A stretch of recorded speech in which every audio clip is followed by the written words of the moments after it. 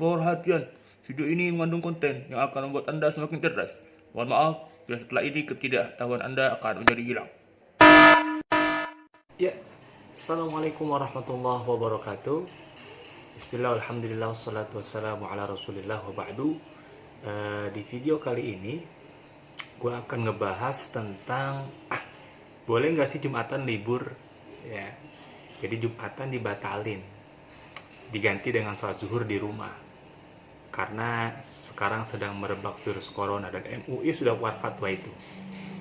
Banyak yang nanya ke gue, ini gimana, masa Jumatan dibatalin? Emang boleh ya? Gimana jawabannya? Simak jawaban gue berikut ini.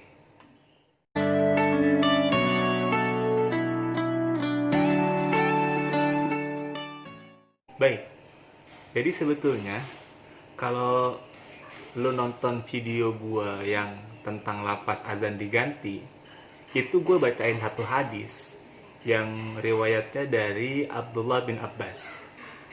Jadi lapas azannya diganti menginstruksikan supaya masyarakat itu jangan ke masjid, udah sholat di rumah aja. Itu kejadiannya waktu Jumat loh. Karena ada kalimat innal jumu'ata azmatun. Kata Abdullah bin Abbas, gue tahu Jumat itu wajib gitu, tapi saya nggak suka, ini karih tu an ukhrijakum, saya nggak suka mengeluarkan kalian dalam kondisi basah-basahan dan becek-becekan gitu. Dari hadis itu nanti turunan hukumnya di kitab-kitab fikih manapun lu bisa temukan ada uzur-uzur, ada alasan-alasan di mana kita tidak melaksanakan jamaah di masjid. Pertama gue mau kasih tahu dulu nih ya, meninggalkan sholat berjamaah ya dengan meninggalkan Jumat itu punya alasan yang sama, karena jamaah dan Jumat itu satu level ya. Jadi kita boleh meninggalkan Jumat dengan alasan yang kita pakai ketika kita meninggalkan jamaah. Berarti maksud gue nih, salah satu di antara kita boleh meninggalkan jamaah plus Jumat adalah ketika hujan. Gue bacain nih teks kitabnya ya. Ada di kitab I'anatul Talibin. Dalam kitab I'anatul Talibin, nih. Wa udhrul jama'ati kal jum'ati. Alasan boleh meninggalkan jamaah itu sama alasannya seperti boleh meninggalkan Jumat. Yang pertama, matarun yabullu thawbahu. Yang pertama disebabkan karena ada hujan dan dikhawatirkan akan membasahi bajunya. Walaupun nanti turunannya itu kalau kita nggak punya payung atau alat lain yang bisa menutupi kita. Seperti sekarang kan punya jas hujan, punya payung. Sehingga rasanya alasan hujan ini nggak bisa dipakai kalau zaman sekarang ya untuk meninggalkan Jumat. Apalagi masjid sekarang itu kondisinya kan udah pakai lantai keramik. Kalau zaman dulu kan kondisinya masih tanah.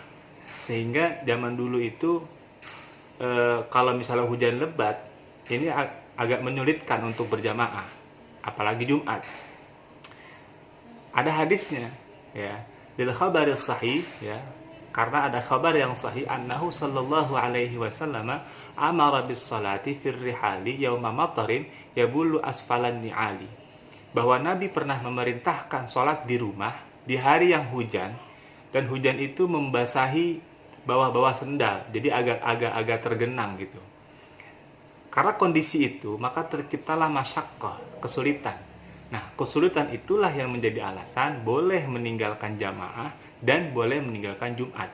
Tapi bukan berarti nggak sholat, tetap sholat diganti zuhur di rumah. Kalau hujan aja yang menimbulkan masyaqqahnya hanya sekedar basah dan kotor, boleh kok meninggalkan Jumat dan jamaah. Apalagi situasi sekarang ini virus corona bukan cuma mengancam basahnya sendal, tapi mengancam nyawa.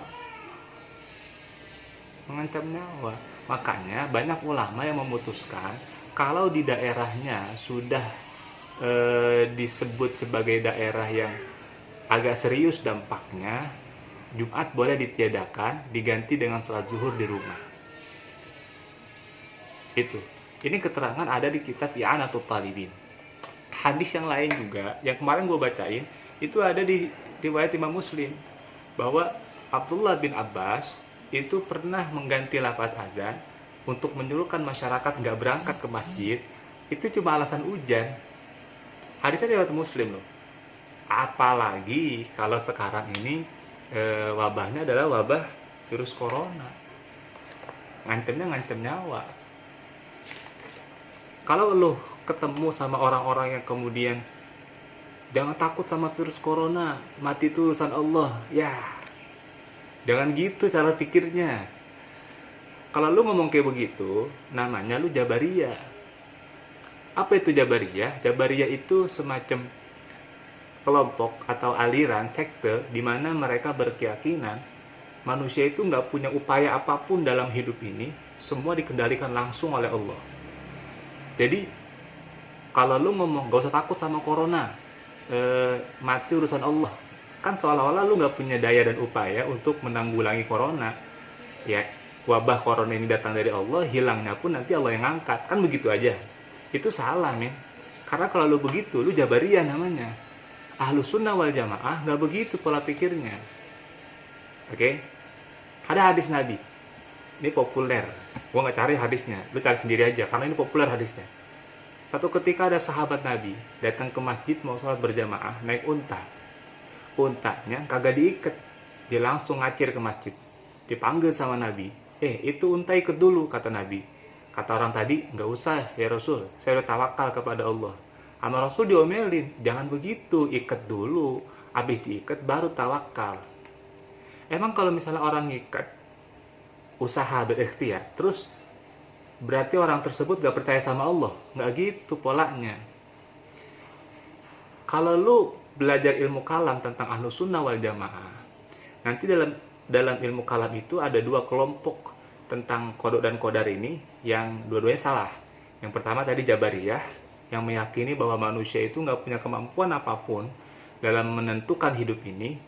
Semua gerak-gerik manusia itu ditentukan oleh Allah. Yang kedua namanya Qadariyah. Qadariyah ini sebaliknya. Dia malah meyakini semua hal yang terjadi di muka bumi manusia itu berhak menentukan. Qadar diambil dari kata qadara yaqdiru, artinya mampu, sanggup, kuasa. Mereka meyakini bahwa Allah nggak campur tangan dengan apa yang kita berbuat. Ekstrim kan? Nah, Ahlus Sunnah wal Jamaah tuh nggak gitu. Contoh gini deh. Ketika gue tanya sama lo nih ya, kaya dan miskin, rezeki, udah ada ketentuannya apa belum? Udah kan? Terus kalau misalnya udah ketentuannya, terus lo mau bilang, udah nggak usah kerja, toh rezeki udah ada yang ngatur, apa begitu? Enggak. Kalau lo begitu, lo Jabariyah, lo salah. Atau sebaliknya, kalau lo pakai Qadariyah, lo bakal mati-matian cari rezeki. Misal, lo bikin bikin planning buat usaha, buat kerja. Tiba-tiba lo gagal, stres lo. Kalau lo Qadariyah. Tapi kalau lo Ahlus Sunnah wal Jamaah, lo meyakini bahwa kita wajib berikhtiar. Nanti hasilnya baru Allah yang menentukan. Itu Ahlus Sunnah wal Jamaah. Kalau pakai konsep Ahlus Sunnah wal Jamaah, ketika ngomongin rezeki ya, lu udah usaha nih bikin planning, kemudian lu berhasil. Berhasilnya lu itu adalah ketentuan Allah, bukan efek dari usaha lu. Begitupun gagalnya. Kalaupun lu udah usaha terus gagal, gagalnya lu itu ketentuan Allah. Ya. Jadi usaha dulu. Nah, begitupun misalnya soal kematian. Semua orang yang pasti mati. Cuman masalahnya kalau misalnya lu datang penyakit, lu sakit nih, terus lu nggak berobat, terus lu mengatakan udah mati urusan Allah, ya lu salah juga, bego. Nggak bisa begitu. Lu berobat dulu, udah berobat terus sembuh, yang nyembuhin Allah bukan si obat. Kalau misalnya lu udah berobat terus mati juga, ya udah itu ketentuan Allah. Begitu pola pikirnya. Nah, sekarang ini fenomenanya kita sedang menghadapi virus gitu. Virus. Nah, virus ini kan kesehatan. Jadi yang tahu tentang bagaimana mekanisme untuk kita menolak kebahayaannya ya para pakar kesehatan. Dan hari ini para pakar kesehatan cuma minta kita satu hal, yaitu diem-diem di rumah untuk mencegah penyebaran. Itu doang. Oke? Nah, Jumatan dan sholat berjamaah bukan masalah dilarang Jumatannya dan jamaahnya, bukan. Masalahnya adalah di situ ada titik perkumpulan.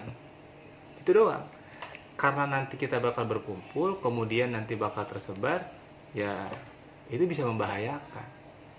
Oke, itu dari gue. Mudah-mudahan bermanfaat. Assalamualaikum warahmatullahi wabarakatuh.